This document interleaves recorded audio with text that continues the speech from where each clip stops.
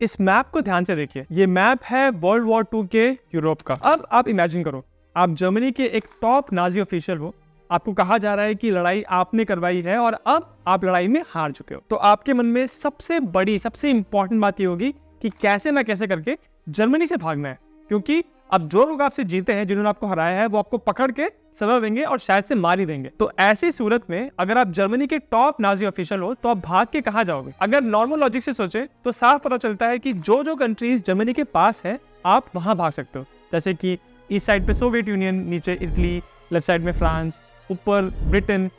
इन countries में आपके भागने के आसार सबसे ज्यादा है, क्योंकि यहाँ भागना आसान होगा। पर यहाँ पे कहानी में ट्विस्ट आता है। ज्यादातर नाजी ऑफिशियल्स भाग के आसपास कंट्री में नहीं गए थे, वो गए थे अटलांटिक महासागर क्रॉस करके इस कंट्री में, अर्जेंटीना। क्यों?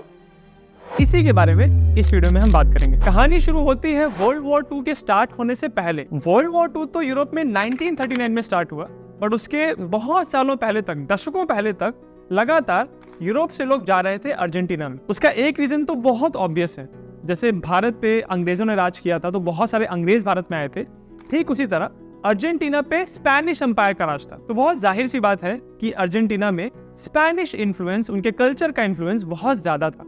इसलिए बहुत सारे स्पेनिश लोग स्पेन से निकल के अर्जेंटीना में बसे थे। उसके अलावा यूरोप के बाकी जो ताकतवर कंट्रीज थे, जैसे जर्मनी और इटली, इनके भी लोग जा जाके अर्जेंटीना में बस रहे थे। अब अगर आप इन तीन कंट्रीज को देखें, जर्मनी, इटली, स्पेन, इनमें क्या बात कॉमन है? इन तीनों कंट्रीज ने वर्ल्ड वॉर 2 में मिलकर बनाया था एक्सिस। हालांकि ऑफिशियली स्पेन ने कभी भी एक्सिस पावर्स को ज्वाइन नहीं किया, बट सब ये बात जानते थे कि स्पेन नीचे ही नीचे, अंदर ही अंदर सपोर्ट कर रहा है एक्सिस पावर्स को। इनफैक्ट स्पेन में 1936 से 1939 के बीच में एक सिविल वॉर हुआ था। इस सिविल वॉर में एक तरफ थे रिपब्लिकन्स और दूसरी तरफ थे नेशनलिस्ट। और इस वॉर में नेशनलिस्ट को जो लीड कर रहे थे, उनका नाम था फ्रांसिस्को फ्रांको।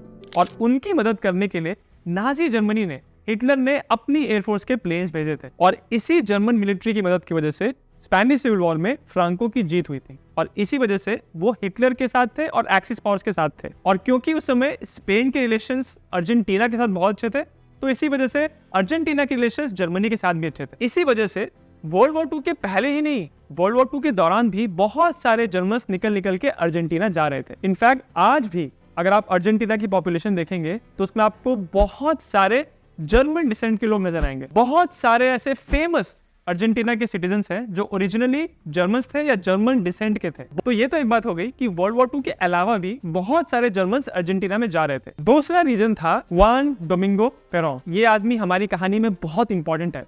पहली बात तो ये कि 1939 से लेके 1941 तक ये इटली में था, और इटली में अर्जेंटीना की तरफ से उनका मिलिट्री अटैचे था। यानी आप समझ लीजिए कि अर्जेंटीना की मिलिट्री को रिप्रेजेंट कर रहा था इटली में। और इटली में वहां रहते समय ये बेनितो मुसोलिनी के काफी नजदीक था, और मुसोलिनी के स्टाइल से और फैसिज्म प्रिंसिपल से पेरो बहुत ही ज्यादा प्रभावित था, और उसको लगता था कि ऐसी ही सरकार चलनी चाहिए। पर अगर अर्जेंटीना का एक आदमी है, उसको ऐसा लग रहा है कि मुसोलिनी की ये सोच सही है, नाजी प्रिंसिपल्स अच्छे हैं, उसकी अकेले की सोच से अर्जेंटीना पे क्या प्रभाव पड़ेगा?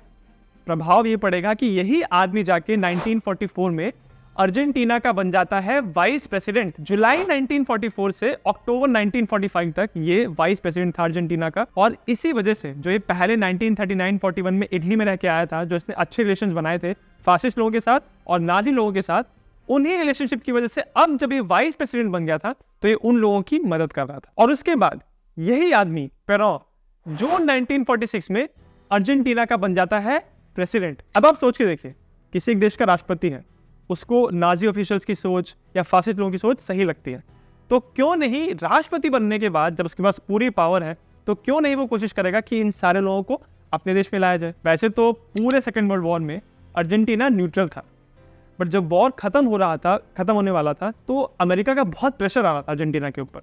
तो वॉर खत्म होने के बिल्कुल लास्ट मोमेंट पे, एक महीने पहले, अर्जेंटीना ने कह दिया कि वो भी एलाइड साइड को ज्वाइन कर रहे हैं और अब एक्सिस साइड के अगेंस्ट लड़ेंगे। परंतु उसमें भी पेरोन ने, जो टॉप नाजी ऑफिशियल्स थे, उनको कह दिया था कि ये हमने बस नाम के लिए लड़ाई घोषित की है, हम आपकी मदद करेंगे आपको जर्मनी से निकाल के अपने देश में लाने के लिए। ये सब हो रहा था जब सेकेंड वर्ल्ड वॉर चल रहा था। अब 1945 में मई के महीने में जर्मनी सरेंडर कर देता है और यूरोप में लड़ाई खत्म हो जाती है। अब जर्मनी में भगदड़ मच जाती है। जितने भी टॉप नाजी ऑफिशियल्स थे, नेता लोग थे, उनको पकड़ना है और उनको सजा देनी है और उनको बैठाना है न्यूरमबर्ग के ट्रायल्स में। इसी वजह से अब जितने भी टॉप नाजी ऑफिसर्स थे उनके मन में यही था कि कैसे ना कैसे करके यहाँ से भागना है। तो उस समय जितने भी नाजी ऑफिसर्स थे उनके मन में जितने भी कंट्रीज आ रही होंगी कि यहाँ हम भाग सकते हैं, उसमें अर्जेंटीना टॉप पे था, क्योंकि अर्जेंटीना का जो राष्ट्रपति था, उपराष्ट्रपति था, उन्होंने कहा था कि हम आपकी मदद करेंगे और पहले से ही इनके बहुत अच्छे रिलेशंस थे। तो यूरोप में वॉर खत्म होने के बाद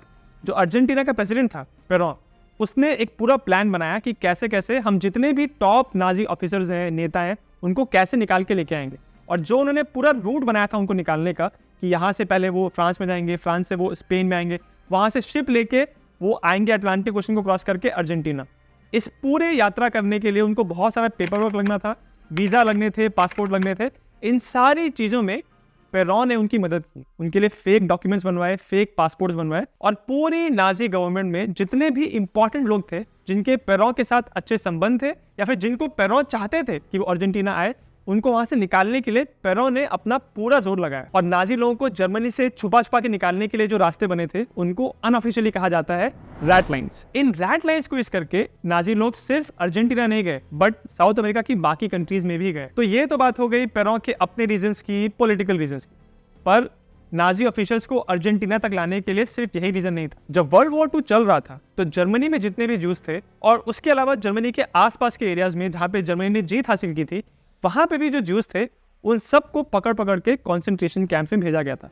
और उनकी जो संपत्ति थी, उनके जो पैसे थे, सोने जवाहरात थे, उनको इकट्ठा किया था इन्हीं टॉप नाजी ऑफिसर्स ने। तो 1943 तक आते आते जब इन्हीं नाजी ऑफिसर्स को पता चलने लग गया कि अब वो लड़ाई में हार जाएंगे, तो उन्होंने इस पैसे को, जिनको उन्होंने लूटा था जूस लोगों से, उस पैसे को उन्होंने भेजना शुरू कर दिया स्विट्जरलैंड में या बाकी जगहों पे जहाँ पे उनका पैसा सेफ रहे। और फिर इसी पैसे को, इसी धन दौलत को दिखा के वो अर्जेंटीना में भी घुसे, क्योंकि अर्जेंटीना की सरकार भी जानती थी कि जब ये नाजी लोग यहाँ पे आएंगे तो अपने साथ बहुत सारी संपत्ति, बहुत सारा सोना लेके आएंगे। और उस सोने का अर्जेंटीना ने और बहुत सारे देशों ने खुली बाहों से स्वागत। कुछ नाजीज ऐसे थे जो अपने साथ धन दौलत के और सोने के अलावा बहुत सारी बेशकीमती पेंटिंग्स लेके आ रहे थे। इतना पैसा, इतनी संपत्ति थी उनके पास। फॉर एग्जाम्पल एंटी पैवलिक, वो अपने साथ बहुत फेमस, बहुत महंगी पेंटिंग्स लेके आ रहे थे, इसीलिए बहुत आसानी से वो अर्जेंटीना पहुंच गए इस सारी संपत्ति को लेकर। इस सब के अलावा एक इंपॉर्टेंट रीजन ये भी कहा जाता है कि अर्जेंटीना के प्रेसिडेंट पेरोन और उनके जितने भी एडवाइजर्स थे, उन सब लोगों का ये मानना था कि अभी तो वर्ल्ड वॉर 2 खत्म हो गया है, बट अमेरिका ने एलाइड साइड में होकर यह गलती की कि उन्होंने जर्मनी के खिलाफ लड़ाई की। उनको जर्मनी को अपने साथ मिला के सोवियत यूनियन के साथ कम्युनिज्म के अगेंस्ट लड़ाई करनी चाहिए थी। बट क्योंकि अब लड़ाई खत्म हो चुकी है, जर्मनी हार चुका है, तो अब तीसरा विश्व युद्ध होगा। और तीसरा विश्व युद्ध होगा 1948 में ही, ऐसा पेरोन और उनके एडवाइजर्स मानते थे। तो जब वो ये मान रहे थे कि 1948 में वर्ल्ड वॉर 3 स्टार्ट हो जाएगा, जिसमें एक तरफ पे रहेंगे एलाइड साइड अमेरिका और यूके लोग, और दूसरी तरफ पे रहेंगे सोवियत यूनियन और उनके जितने भी सैटेलाइट कंट्रीज हैं। तो जब इतने बड़े पावर्स में लड़ाई हो रही होगी, तो हम अर्जेंटीना एक तीसरा फ्रंट बनाएंगे। और उस वजह से उनको बहुत सारे टॉप नाजी ऑफिशियल्स चाहिए, जिसमें नाजी साइंटिस्ट हो, इंजीनियर्स हो और मिलिट्री जनरल्स हो, ताकि उनकी भी पावर बढ़े और अर्जेंटीना पूरे वर्ल्ड के स्टेज पे एक नया सुपर पावर बन के उभर के आए। तो आप देख सकते हैं कि सब में अर्जेंटीना भी अपना उल्लू सीधा करने की कोशिश कर रहा था। और सिर्फ अर्जेंटीना ही नहीं, वर्ल्ड वॉर 2 के बाद जितनी भी बड़ी बड़ी पावर्स बची थी, चाहे वो यूके हो गया, अमेरिका हो गया, सोवियत यूनियन भी, ये सारे कंट्रीज कोशिश कर रहे थे कि जो टॉप नाजी साइंटिस्ट है, इंजीनियर्स हैं और मिलिट्री जनरल्स हैं, उनको निकाल के अपनी कंट्रीज में लेके आना है।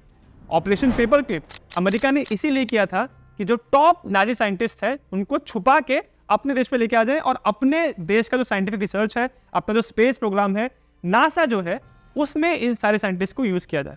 सिमिलरली ऑपरेशन सर्जन में यूके ने ये चीज की थी।